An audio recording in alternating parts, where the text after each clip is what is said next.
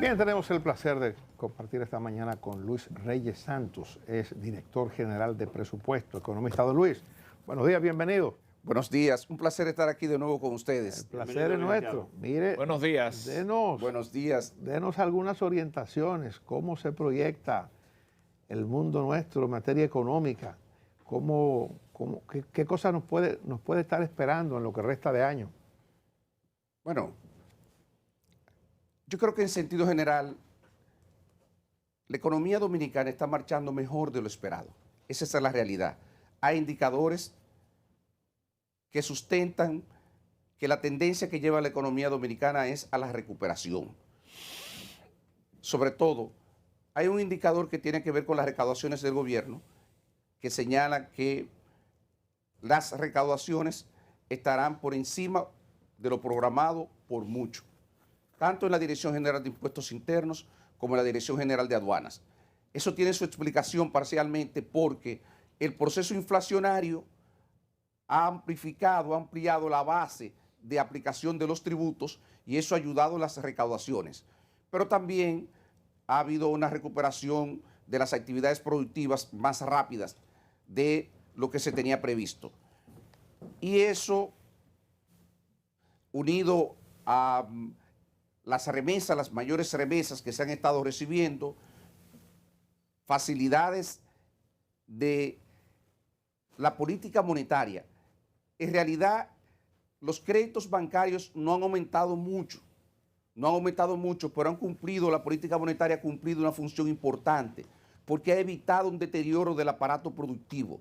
Tal vez la mayor contribución de la política monetaria ha sido esa, que al permitir que los empresarios pudieran reestructurar sus préstamos, bajarlo a tasas más asequibles, entonces eso ha permitido que se preserve una gran parte del aparato productivo y que nosotros estemos en mejores condiciones de relanzar la economía. Si vemos esos elementos, por una parte, las remesas y las exportaciones de zona franca, lo que se evidencia con las importaciones están creciendo a tasa de 2 dígitos elevadas. La política monetaria, desde el punto de vista de la disminución de la tasa de interés, que repito, si uno lo ve en tanto que crecimiento del crédito bancario, posiblemente no puede verlo porque lo que ha facilitado esa política monetaria es un proceso de reestructuración de deuda, pero eso tiene también su importancia porque, reitero, ha ayudado a que el aparato productivo no se deteriore de manera significativa y que el relanzamiento de la economía sea en los términos que se está dando. Entonces, uno no vislumbra, yo diría, mayores problemas para concluir el año. Obviamente, aquí hay desafíos importantes y es donde uno debe prestar atención. Primero, nosotros tenemos una inflación acumulada al mes pasado de 9.65%, pero todos estamos viendo las presiones que se están originando, sobre todo en los insumos y las materias primas del sector construcción. Dentro de 2 meses, el 9 de agosto, se cumplen 2 años de la última revisión del salario mínimo. Hoy aparece publicado un artículo precisamente que elaboré sobre eso y nosotros tendríamos una situación de que posiblemente el sector sindical esté convocando a una revisión del salario mínimo dentro de 2 meses con una tasa de inflación proyectada que podría estar situada entre 11 y 12% en los últimos 2 años. Paréntesis, no solamente que el sector sindical lo pudiera estar haciendo, sino que el presidente de la República Así es, también lo anunció en la entrevista televisiva que tuvo recientemente y me parece bien, incluso yo lo digo, lo manifiesto. La secuencia desde el punto de vista de la... El sector sindical, discúlpeme licenciado, anunció ya que va a ir al Comité Nacional de Salarios a pedir un 40% de aumento. Ya lo dijo, está en la prensa de hoy. A eso me voy a referir ahora, porque en la pregunta que me hacía Dani decía, ¿cómo vemos la perspectiva de la economía? Y aquí comienzan los problemas. ¿Por qué? Porque por un lado tenemos ciertamente un nivel de inflación que no parece tanto si uno lo ve con lo que ha ocurrido en periodos anteriores desde el punto de vista de reajuste del salario mínimo. El tema, ¿dónde comienza? Que cuando uno ve los datos, por un lado, del mercado laboral, a pesar de la recuperación de la economía que todos reconocemos, lo que estamos viendo es que todavía el aparato productivo muestra señales de que no se recupera de una forma sostenida, de una forma firme, y que eso se está expresando en el mercado laboral. las estadísticas de la Superintendencia de Pensiones lo que muestran es que la cantidad de cotizantes caen en el mes de enero, suben en el mes de febrero y marzo y vuelven y caen en el mes de abril. ¿Cómo interpretamos eso? Esa situación de irregularidad en el comportamiento de una variable tan importante como el nivel de empleo en el sector formal, pero que lo tomamos como una proxy de lo que está ocurriendo en el mercado laboral en su conjunto, porque si eso en el mercado formal, no pensamos que en el mercado informal la situación está mejor. Entonces, nosotros en una situación como esa decimos, bueno, yo creo que nosotros no estamos ante una situación de derrumbe de la economía, ni mucho menos, pero tenemos desafíos importantes. ¿Por qué? Porque está en condiciones el aparato productivo de asumir un reajuste salarial dentro de 2 meses, dentro de 3 meses, con una situación como la que se está dando. ¿Cuál es el dilema entre reajuste salarial y pérdida de empleo? ¿Cuál es la decisión que tomarían sindicatos, empresarios y gobierno? De hecho, yo propongo, decía en mi artículo, que podíamos explorar opciones alternativas. Una podría ser que se haga un reajuste parcial este año y que dentro de un año exactamente se reajuste de nuevo el salario para que se incorpore ahí la inflación que inevitablemente va a derivar de una reforma fiscal. No hay reforma fiscal que no sea contraccionaria primero y segundo que no genere un efecto inflacionario. Y entonces eso evitaría que el sector sindical tuviese que esperar hasta que se convoque de nuevo el Comité Nacional de Salario para recibir el reajuste de la totalidad de la inflación, digamos, 2 años en el año 2023. Podría ser que eso ocurra en el año 2022. Sí. Don Luis, cafecito Santo Domingo Por para usted que favor. se enfríe. Gracias, Ahí lo tiene. gracias. Todo eso, don propone- Luis, suponiendo que la pandemia Gracias. va a pasar y que la crisis económica también. Sí, correcto, don Freddy, pero hay que ser optimista. Miren, si hay una cosa que hay que reconocerle al gobierno es el esfuerzo que ha hecho por llevar a cabo un proceso de vacunación ágil. Y uno esperaría que en los próximos 2 o 3 meses nosotros tengamos por lo menos la mitad de la población vacunada y que eso pueda atenuar, mitigar de manera significativa la tasa de positividad que hemos estado viendo en las últimas semanas. Si eso se logra, eso sería un paso importante. Si no se logra, entonces sería un problema todavía más, porque tendríamos que sumarle al desafío de reajuste salarial el problema que podríamos estar enfrentando en un sector turismo que ya tendría año y medio prácticamente, si no paralizado, operando en niveles muy bajos. Entonces, ¿qué tenemos? Tenemos una situación inflacionaria, por un lado, importante, que ha golpeado de manera significativa sobre todo los sectores de menores ingresos en los últimos 12 meses. Tenemos una situación tambaleante en el mercado laboral, formal, donde no se ve una tendencia firme a la recuperación, lo que expresa que el aparato productivo todavía sigue siendo vulnerable. Tenemos un esfuerzo que ha hecho la política monetaria que posiblemente llegó. La tasa de interés llegó a mínimos históricos. ¿Qué significa esto? Que ya no hay mucho espacio para hacer más. La política monetaria no tiene espacio para hacer mucho más de lo que ha hecho. Hizo lo correcto, la orientación fue la correcta, independientemente de los resultados. Y por otra parte, tenemos una política fiscal que el gasto proyectado para el año será menor que el año pasado y eso quiere decir que será una política contracíclica y que además de que sea una política restrictiva y eso no va a ayudar a la recuperación. Entonces, al final de año nosotros podemos terminar con unas cuentas fiscales con un nivel de déficit de 4 o 5%. Posiblemente podríamos llegar a 6, porque aquí hay todavía aumentos salariales que están pendientes. Recordemos que el gobierno tiene compromiso con los médicos para hacer reajuste salarial a partir del mes de julio. Todavía no conocemos la magnitud de los aumentos que se van a realizar a los miembros del Ministerio de Defensa y otros, y la nómina pública ha estado creciendo de manera significativa. La nómina pública ya es mayor que la que nosotros dejamos, a pesar de que el número de empleados es menor, lo que quiere decir que ha habido reajustes importantes en el salario promedio de los servidores públicos. Licenciado, usted hace digamos, un panorama en algunos puntos que parece positivo, claro, planteando los retos que tiene el gobierno y la República Dominicana en su conjunto por delante. Me quiero centrar en la parte presupuestaria. El presidente ha planteado que la reforma fiscal que está pendiente no se hará este año y ha planteado que será en algún momento el año próximo. Lo que plantea un presupuesto del 2022 preparado en los próximos meses, usted de esto lo sabe bastante, con las mismas cargas impositivas que existen al día de hoy.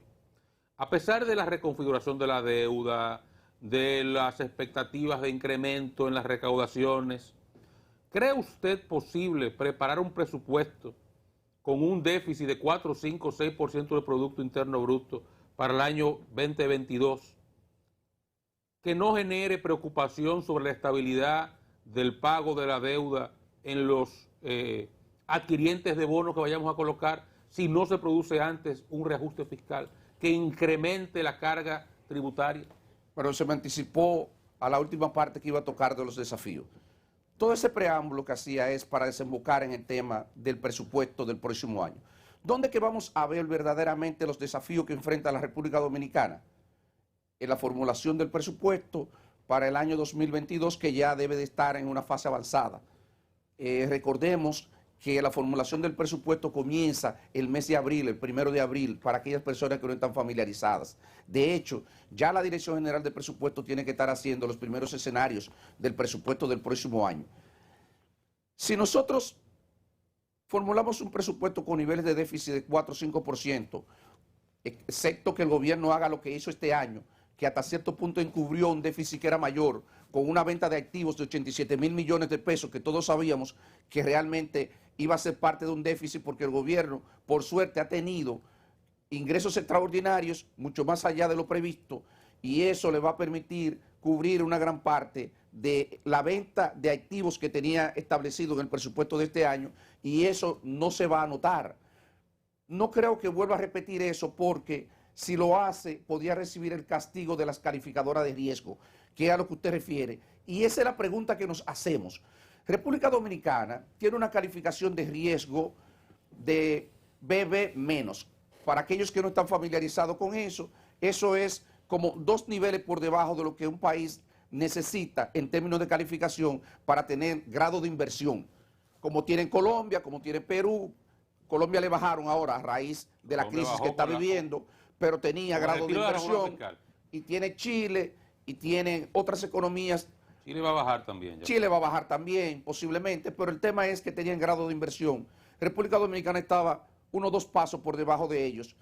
Si a nosotros nos disminuyen la calificación de riesgo, ¿cuánto le va a costar al país? Primero, financiar los déficits de los años siguientes, que ya es mucho, ya le estamos dedicando un 30% del total de los ingresos actuales, se lo estamos dedicando al pago de intereses de la deuda. Entonces, ¿es sostenible eso? ¿Es viable? Claro que no. Y de ahí la necesidad del pacto fiscal. Por eso que hemos dicho, y ahí concluyo con la respuesta, los números del próximo año no cuadran. No cuadran porque usted necesita presentar un presupuesto con un nivel de déficit razonablemente aceptable para que los compradores de instrumentos de deuda del país nos sigan comprando esos instrumentos de deuda, y obviamente para que las calificadoras de riesgo no nos deterioren la calificación, de manera que el país pueda seguir manejándose. ¿Y qué se necesita para eso? Y le agrego algo, licenciado, discúlpeme, y que al mismo tiempo usted no reduzca el impulso de inversión del Estado en un momento en el cual la presencia del Estado como factor en la economía es fundamental para el relanzamiento. Una de las cosas que hemos señalado en diversas ocasiones es: el gobierno ha ejecutado, hasta las últimas informaciones que se disponen, 19,000 y tantos millones de inversión pública, que no es el gobierno, porque una parte de eso lo ejecutan los ayuntamientos. Son transferencias de capital a los ayuntamientos. Si usted le resta eso, la inversión del gobierno es de alrededor de 15,000 millones en 5 meses. Pero los 19,200, 19,300 millones que había ejecutado al cierre de mayo, 19,300 millones ¿de cuánto? De 55,000 millones aproximadamente que debió ejecutar. ¿Cuánto es eso? Aproximadamente 30, 35%. Y uno dice, pero el gobierno no puede pensar que va a convencer a las calificadoras de riesgo que disminuyendo la inversión, que es de 2.8% en el presupuesto, y bajándola a 40, 50 mil millones, generando ahorro de esa manera, va a convencerlo de que no nos den una disminución de la calificación de riesgo. ¿Por qué? Porque todos sabemos que eso no es sostenible. Una economía como la dominicana requiere niveles de inversión de por lo menos 5 o 6% anual durante 1 o 12 generaciones para generar el acervo de capital, la infraestructura necesaria para nosotros garantizar el desarrollo. Entonces, ¿quién va a comprar la idea de que disminuyendo la inversión nosotros vamos a convencer a nadie de que esa es la vía de hacer las cuentas fiscales sostenibles? Yo creo que eso es un error. Yo creo que el gobierno, obviamente, yo no sé si es una política deliberada o es la incapacidad del gobierno para ejecutar, que también es un problema. Porque si hay incapacidad de ejecución, no sabemos cuándo Ahora, podemos licenciado, yo le superar pongo ese la problema. otra cara de la moneda. Tenemos 10 años esperando un pacto fiscal por diversas razones, sobre todo por conveniencias políticas coyunturales, nunca se hizo. Ahora estamos en tiempos de vaca flaca, en tiempos difíciles. ¿Le luciría a la oposición política hacerle contra al gobierno por el pacto fiscal, que va a implicar un costo? No hay forma de pasar un pacto que no implique un costo. ¿No debería entonces la oposición sumarse y cargar con ese costo junto con el gobierno también? Mire, la visión mía Sí, la suya. es que el gobierno debe dar un paso al frente. Los desafíos que se acumulan en la economía dominicana requieren un pacto político. Y obviamente ese pacto político, la iniciativa debería de tener el gobierno. No hay forma de aprobar una reforma fiscal en la magnitud que se necesita aprobar, superior al 3% del PIB. Nosotros necesitamos una reforma fiscal no pequeña. Necesitamos una reforma fiscal que sería la más importante, la más grande en magnitud de los últimos 30 años, desde el 92, desde la reforma del 92. Entonces, 3-4% generarían primero, en los primeros meses, un colapso de la economía prácticamente. Ni pensar las implicaciones que puede tener para determinados sectores de la población. Entonces, en un escenario como ese, ¿quién puede pensar? ¿Qué economista que tenga experiencia en estas lides puede plantearse que el gobierno solo puede llevar a cabo una reforma fiscal? Ni hablar del Congreso, que necesita una mayoría. Y ya se cualificada para 30 segundos, Luis. Se ¿Qué dieron- va a pasar con eso que usted dice de la incapacidad para ejecutar? Recaudamos mucho dinero, más de lo previsto, pero no podemos ejecutar. Va a afectar sin lugar a duda la recuperación de la economía. No hay forma de que la economía dominicana se recupere en los términos que nosotros esperamos, crezca, vuelva a crecer a los niveles previos a la crisis, si el gobierno no ejecuta de manera efectiva. Eso es determinante. Don Luis, gracias por su tiempo. Siempre muy didáctico. Muchas gracias. Luis Reyes, a ustedes gracias por acompañarnos. Mañana de vuelta, como de costumbre, a partir de las 5 de la madrugada.